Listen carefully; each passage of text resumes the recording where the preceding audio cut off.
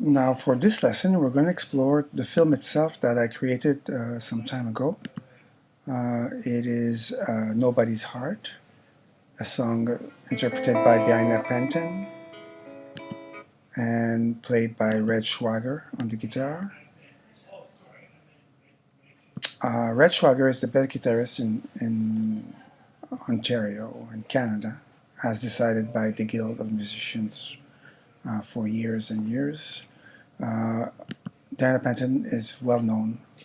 She has 4 Juno Awards, and this song is by Richard Rogers and Lawrence Hart. We have the permission to use this, so it's okay. And the drawings are by an artist. We'll see her name at the end of this little film here.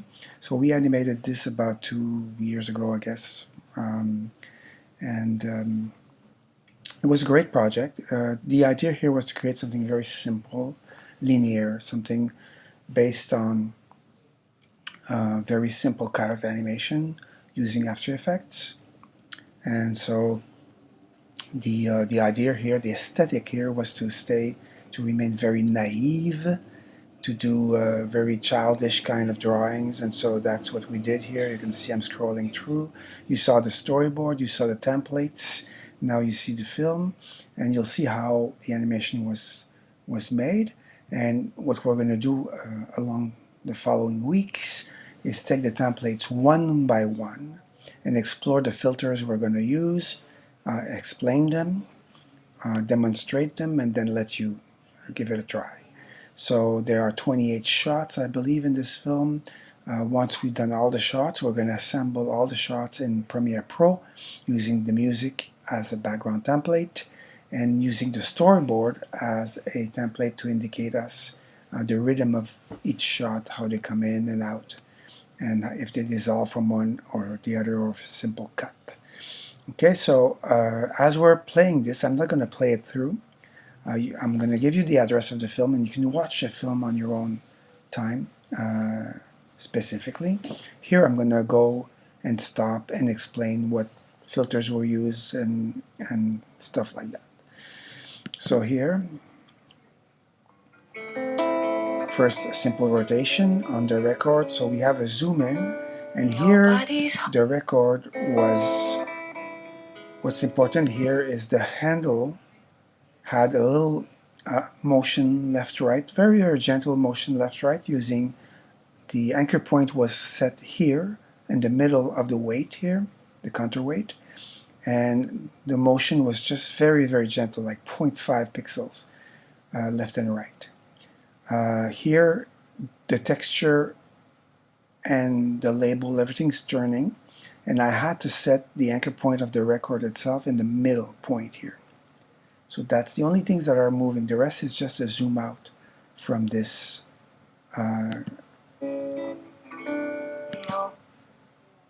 composition. Now you see the record is still turning, and I haven't corrected the position of the arm here. It should be on the side. And I'm not moving here the tail of the cat, and we should do that. So then we're going to make ameliorations on my previous animation.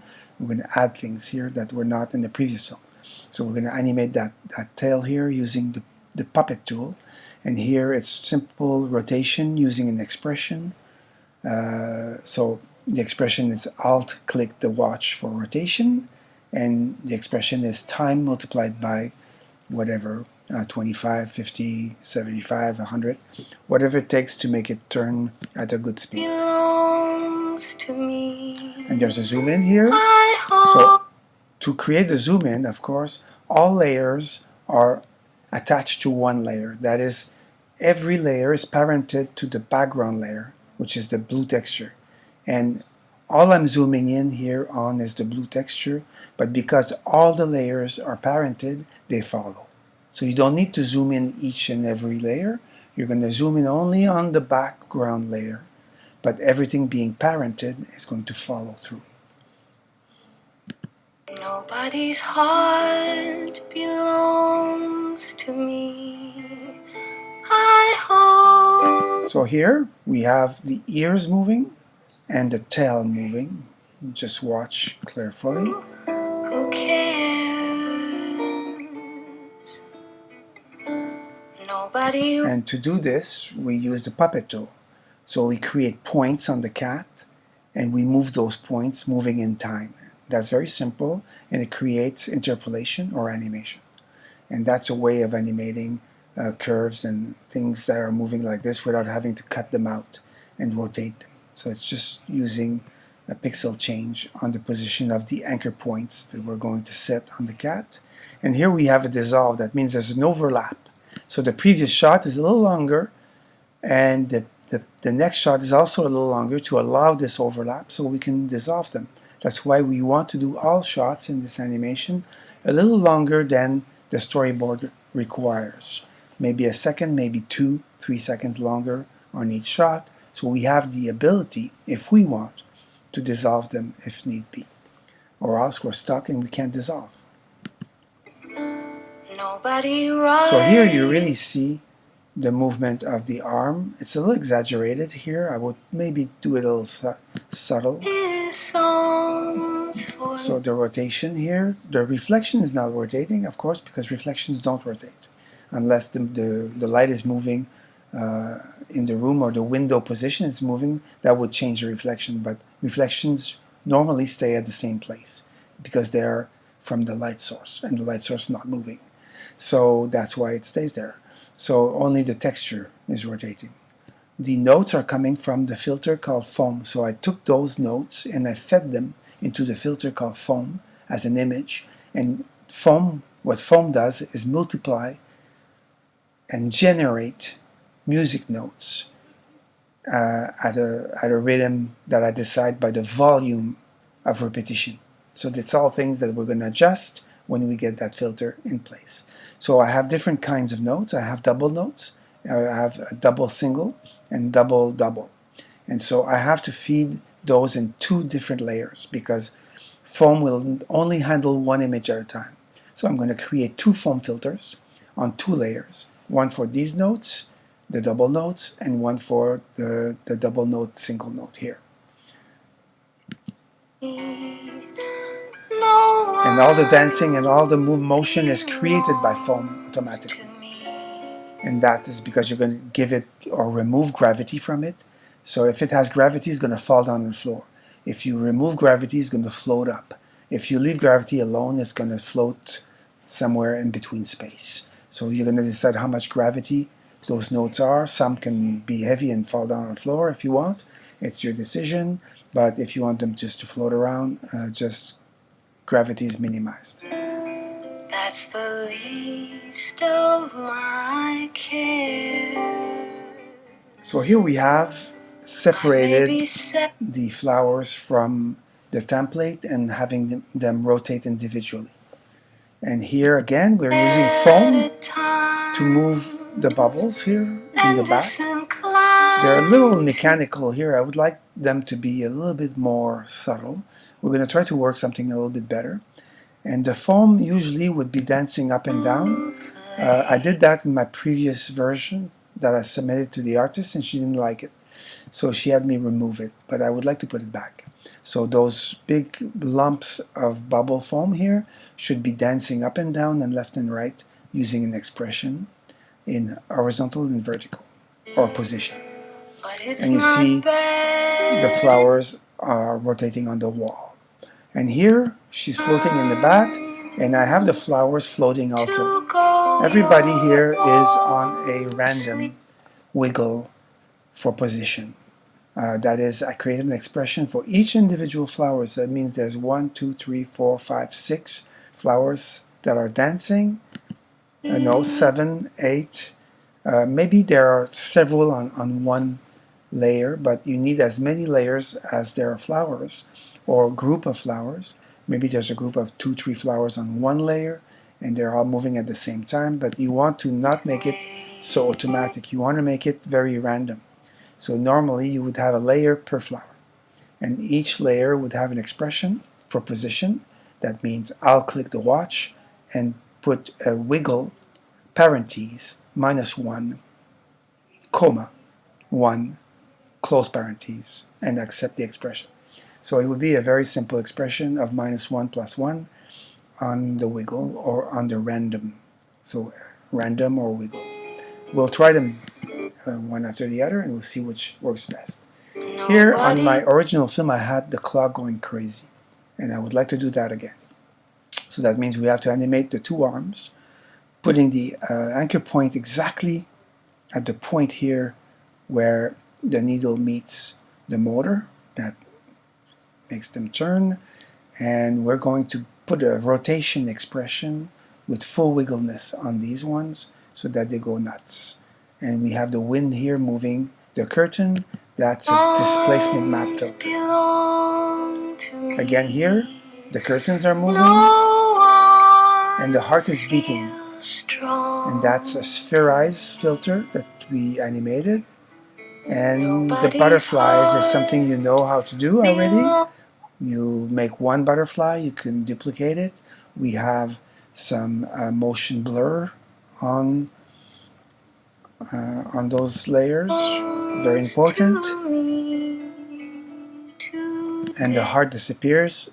It's the heart become butterflies, in other words.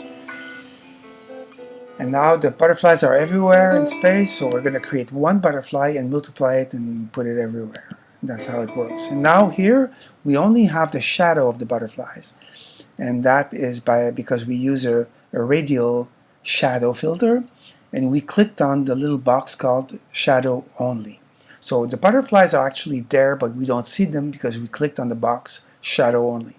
And so that creates the shadow of the butterfly only, and that's interesting for this shot.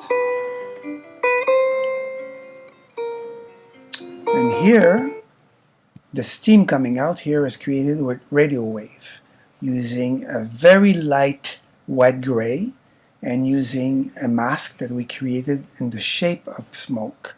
And we will set this mask, this filter, very, very specially. It's going to be a whole class because this is one of the most complicated filters inside of After Effects. But you see, it's very realistic what happens here. And now we have, again, the ears moving and the tail moving using Puppet Tool. You will see in Puppet Tool we have to anchor the cat. If we want to move the tail without moving the cat, we have to anchor the cat with the several points before we set the points for the tail, and anchor the head before we set the different points for the point of the ears. And that's how it's done. Oh, we'll see that when we do it. It's very simple, but it's important. Again, the foam filter with the music notes, we simply took it from the other shot and we imported it here. We don't have to do it again, we just copy paste. That saves time. The head here is separated from the body, so we're going to mask the head out and we're going to put it on the top layer so that it's in front of the leg, and we're going to have it move up and down, left and right, and rotate. It's a bit exaggerated here. I think I would move it less and maybe slower. Again, the butterflies.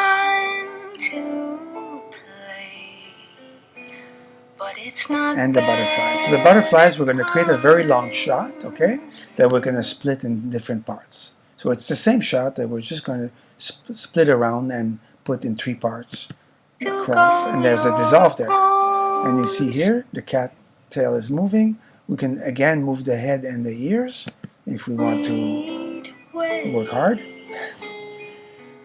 And there we have both the butterfly and the radial shadow. But this time I didn't tick the box saying shadow only. So now we have both in the same shot. So that's important. We're going to do this one where the shadow and the butterfly are present at the same time. You can see the shadow is doing exactly the same as the butterfly. Again here we should add shadows. It would be better because the wall is right there, so we should have shadows. And the dissolve again, and distortion filters are here. I admire the moon. And on the hair also. And here we have light effects, but I would like to work on this one a little bit better to have a shimmering effect of the moon. And here we have a wave filter on the reflection of the moon. And that's very important here. It's the final shot. And here we have the final titles. Chad is our engineer at Inception Studios. The illustrations are by Marielle Ashlyn Kelly. She did a very good job.